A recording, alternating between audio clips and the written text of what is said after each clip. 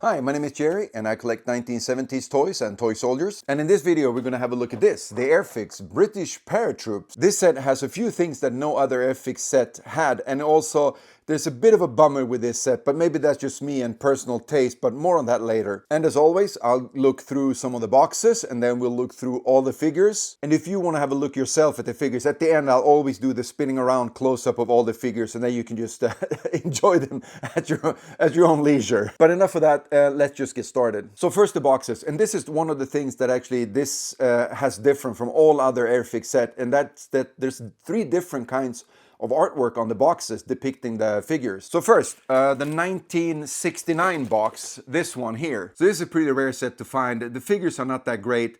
So that's why they changed them in 1972 to the Paratroopers we're going to have a look at today. I have a video on this set though. I'll put a link in the description if you want to check that out later. So the figures weren't all that great, and Airfix actually brought in Ron Cameron to do the 1/32nd line of World War II soldiers. And so in 1972 this set actually came out, and that was also when it came out in this brown box. They changed it to the round label.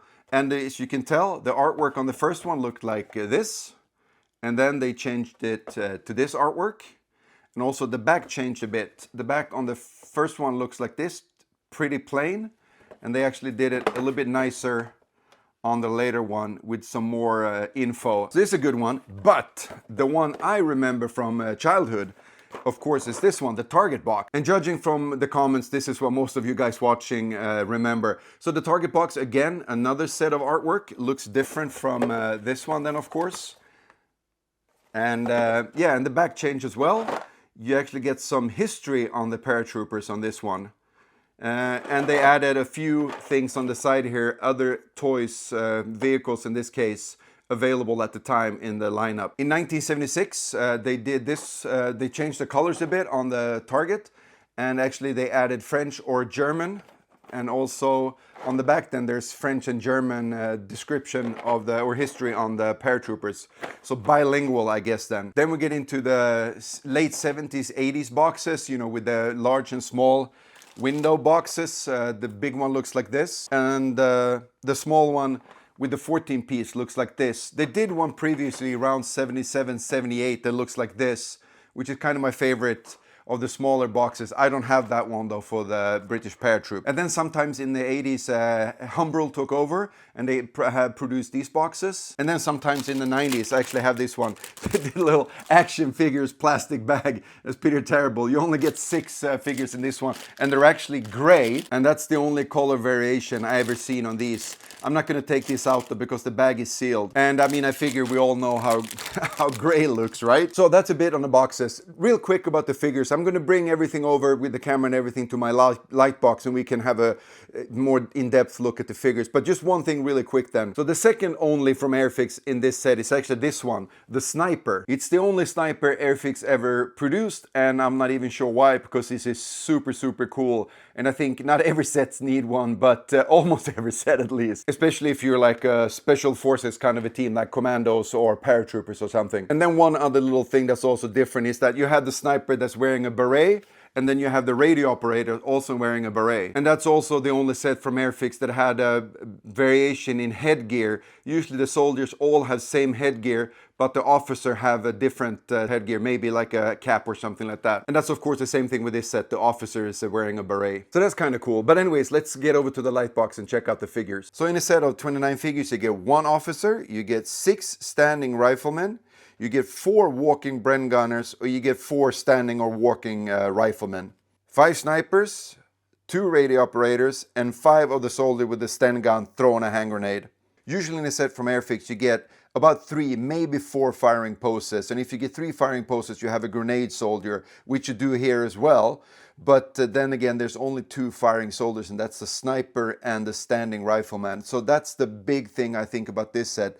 You're kind of missing out when the Bren gunner is not using his weapon.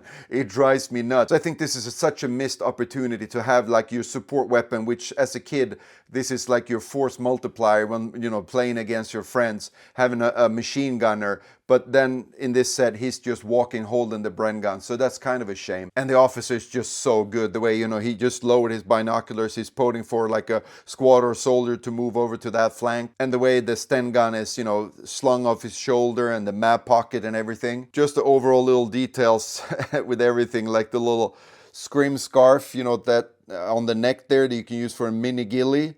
And even the buttons here on the Denizen smock. So you can button the flap that goes between your legs so it doesn't blow up when you're jumping off with the parachute, you know, and balloons out. And then the back, of course, also cool. I'm not sure if you can actually put the water bottle like this. I think you need to put it on the side, but I'm not sure. But it's a great little figure. And I think the face on this one is just stunning. So cool to have something of this quality to play with when you're a kid. Standing Rifleman, again, really cool little figure. I think the pose is very natural looking. And all of these from Airfix are so, I mean, they're so good, but we're so used to them being this good, so they look kind of plain, but it's such an awesome little figure. And the back, yeah, basic. I like the way he's got the bayonet there in the scabbard on the belt. And then I think this is the way you're supposed to actually mount the water bottle off the webbing.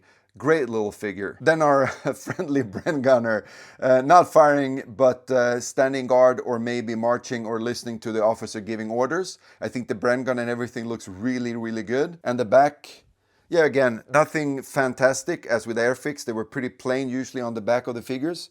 Cool though that he's actually carrying a holster for the pistol. So he's got some kind of sidearm for close quarter battle. And then we have the soldier with the Sten gun throwing a grenade. You always need a soldier to throw a grenade. I don't like them when they're lying down. I like them standing up like this.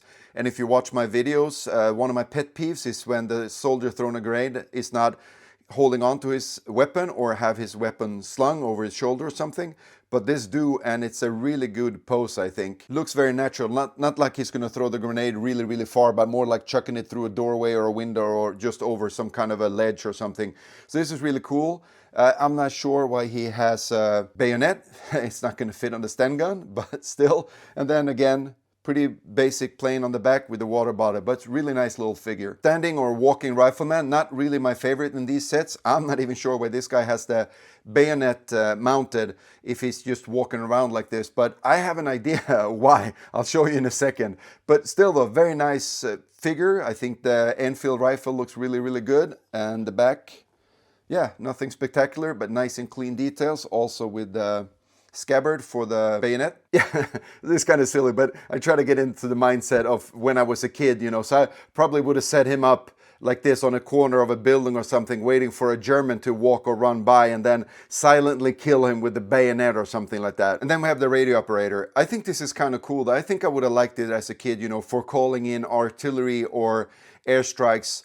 I didn't have this full set when I was a kid, I don't think. I had the British Infantry Support, which also had a radio operator, which kind of makes sense. And also it makes sense for this unit, you know, being behind enemy lines or something like that. Cool little figure. He's only weapon he has is a pistol, I guess. No Sten gun or nothing. Back really, really plain, but you know, cool little figure. Then we get to that cool one-off sniper that Airfix produced.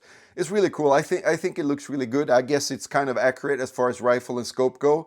I'm not all that fond of the shooting position though. It's going to be hard to get a steady shot, but if you actually prop the rifle up on a wall or something, it's going to be fine. I usually did that with soldiers, you know, when they're standing or kneeling, you put him in a building or something and the rifle was just on the edge of a window or a wall or something like that. And on the back is kind of neat, I think, here, because they actually put in the little, I think that middle pouch there is actually the pouch for the scope if you want to take that off and just use it as a regular combat rifle. And you know, of course, you have the ammo pouch, the large one, and you also have the bayonet on there. So that's kind of neat. And yeah, I think this is one of the favorite figures that we all have from Airfix, the one sniper that they did. So I guess that's it kind of for this video. I'm still going to do the spinning around at the end, you know, close up with the soldiers if you want to have a look at that. But other than that, thanks for watching, and hopefully I catch you guys in another video. Cheers!